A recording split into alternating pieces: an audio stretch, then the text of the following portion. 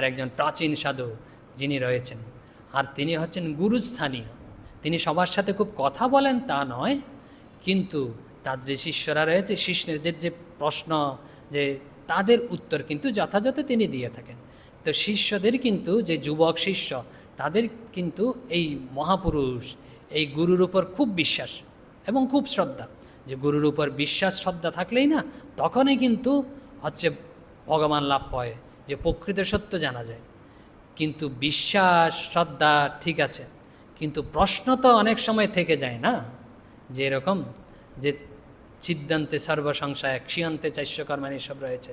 বলছে তস্মিন, বলছে যতক্ষণ পর্যন্ত যে উপলব্ধি না হচ্ছে ততক্ষণ পর্যন্ত সন্দেহ থাকবেই মনে, যতই আমি মেনে নেই না কেন।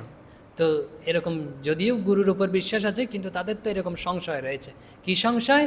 এই যে এসব পালিত হচ্ছে, তে রথযাত্রা এসব পালিত হচ্ছে, তা মোটামুটি তাদের একটু যে রয়েছে। তো গুরুকে জিজ্ঞেস করবেন আজকে যে শিষ্যরা, যে প্রকৃত সত্য জানার জন্য। তো যেই গুরু এসছেন, যেরকম রয়েছে সাধন ভজন ধ্যান আদি সম্পন্ন করার পরে শান্তভাব যে প্রকাশিত হচ্ছে, এই শান্ততার মধ্যেই যে একজন শিষ্য জিজ্ঞেস করছেন, যে খুব বিনয়ের সাথে জানার জন্য জিজ্ঞেস করছেন যে কীরকম, যে হে মহান পুরুষ, হে গুরুদেব, আপনি কৃপা করে কি আমাদের অবগত করবেন যে এই রথযাত্রার প্রকৃত তত্ত্ব কী? তখন গুরুদেব বলছেন স্বাভাবিকভাবে, বলছে রথযাত্রা মানে কি? বলছে ভগবান মন্দিরে থাকেন, আর মন্দির থেকে কোথায় রথে স্থাপন করা হয়। তার মানে কি জানো? ভগবান হচ্ছে তার নিজের গৃহে থাকেন, সদামে অবস্থান করেন, আর তিনি তো কৃপাময় দয়াময়, যে তিনি ভক্তদের নিজে গিয়ে দর্শন দেন। যে ভক্তরা কেউ কেউ হয়তো মন্দিরে যেতে পারছে না, কাজ আছে বিভিন্ন জায়গায়, তো তারা কিন্তু হচ্ছে নিজে গিয়ে ভগবান ভক্তদেরকে নিজে গিয়ে দর্শন দেন। যে এই জন্যে হচ্ছে তিনি মন্দির থেকে নেমে আসেন। তো এনাদের পছন্দ হয়নি, চলে গেছেন। তো সবার তো এরকম যে এটা যুক্তিসম্পন্ন পছন্দ হবে তা নয়, কারণ ভক্তি তো সবার সেরকম নেই। বুঝতে পেরেছেন? ভক্তি থাকলে একটু তো শিষ্যদের কিন্তু শিষ্যরা যদিও মৌনে রয়েছে, গুরুদেবের উপর বিশ্বাস রয়েছে, যে শ্রদ্ধা রয়েছে, কিন্তু এখনও তাদের প্রশ্নের না সম্পূর্ণ নিরসন হয়নি। তো গুরু তাকিয়ে তাদের মুখের দিকে বুঝতে পেরেছেন যে এখনও সম্পূর্ণ প্রশ্নের যে নিরসন তাদের মনে হয়নি। তিনি আবার বলছেন যে আরেকটু বেশ সমষ্টিভাবে বলছেন এখন, বলছে কি জানো, ভগবান আমরা জানি ভক্তরা ভগবান বৈকুণ্ঠে থাকেন, ভগবান রামকৃষ্ণ লোকে থাকেন, তাই তো? কিন্তু যখন ভক্তদের প্রয়োজন হয় তখন কিন্তু তিনি কিন্তু ভক্তদের মাঝে আসেন তো, তাই না? বলছে ভগবান সদাম থেকে অবতার রূপ গ্রহণ করেন, অবতরণ করেন। যে অবতার হয় না, শ্রীকৃষ্ণ, শ্রীরামকৃষ্ণ ইত্যাদি ইত্যাদি অবতার শরীর ধারণ করে, যে ইত্যাদি ইত্যাদিভাবে ধারণ করে ভক্তদের মাঝে আসেন। তার মানে হচ্ছে বেষ্টি, তার মানে হচ্ছে তিনি সদাম থেকে ভক্তদের জন্যই হচ্ছে নিচে নেমে আসেন, বাইরে চলে আসেন, যাতে ভক্তরা দেখতে পায়, তাকে স্পর্শ করতে পারে, তার কথা শুনতে পারে। এরকম এখনও কিন্তু সন্দেহ একটু একটু রয়েছে, অনেকটা গেছে কিন্তু একটু একটু রয়েছে। এখন গুরুদেব বলছেন, ও যে এখন শোনো, যে আমরা যেরকম শুনেছি আমাদের আচার্যদের কাছ থেকে, আমাদের গুরুদের কাছ থেকে, এখন সেরকমভাবে বলছি, শোনা। ও যে আত্মানং রতিনং বিদ্যি শরীরং রথমেব তু বুদ্ধিং তো সারথিং বিদ্যি মন প্রগ্রহমেব চ। বলছে এই বলছ, বলছে আত্মানং রতিনং বিদ্যি। এখন শিষ্যদের মনে প্রশ্ন ছিল, আপনি বলেছেন ভগবান অবতার হয়ে আসেন, তো আপনি তো আমাদের বলছেন ভগবান সব জায়গায় রয়েছেন, সবার হৃদয়ে রয়েছেন। তো এরকম তখন এইসব গুরু আরও গভীরে গিয়ে বলতে শুরু করেছেন, ভগবান সবার হৃদয়ে রয়েছেন। বলছে এই জন্য আত্মানং রতিনং বিদ্যি, এই আত্মাকেই, যে তোমাদের মধ্যে যে ভগবৎ সত্তা রয়েছে, যে তাকেই হচ্ছে রথি বলে জানবে, রথের কর্তা হিসেবে বলে জানবে। আর কি?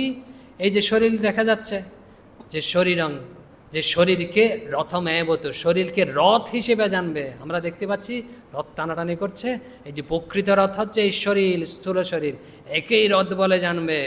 তারপরে এর মধ্যে যিনি রয়েছেন তাকেই সব কিছুর অধিষ্ঠিত ভগবৎ সত্তা ভগবান বলে জানবে, যে আত্মানং, আত্মাকে। তারপরে কি আরও তো রয়েছে, বলছে বুদ্ধিং তু সারথিং বিদ্যি, আমাদের যে বুদ্ধি রয়েছে, বলেছিলাম বুদ্ধি কি, যেটাকে আমাদের নিশ্চিত করে এটা করো না, তখন বুদ্ধি আমাদের চালিত করে নিয়ে যায় ঠিক পথে।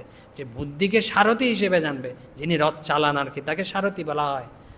যে অর্জুনের রথকে চালিয়েছিলেন সাক্ষাৎ ভগবান, তার আর কি এদিক ওদিক হওয়ার সম্ভাবনা আছে?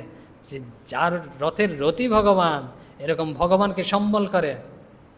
এই বুদ্ধি ভগবানের উপর নির্ভর করে, যে বুদ্ধিকে যে সারথি বলে জানবে। আর কি মনপ্রগ্রহ মেয়ে বচ, মন হচ্ছে লাগাম, এরকম লাগামকে যে মন হিসেবে জানবে, যার মনে এরকম লাগাম আছে, মনকে এরকম ছেড়ে দেয় না, সেই হচ্ছে ঠিক হচ্ছে ইয়ে।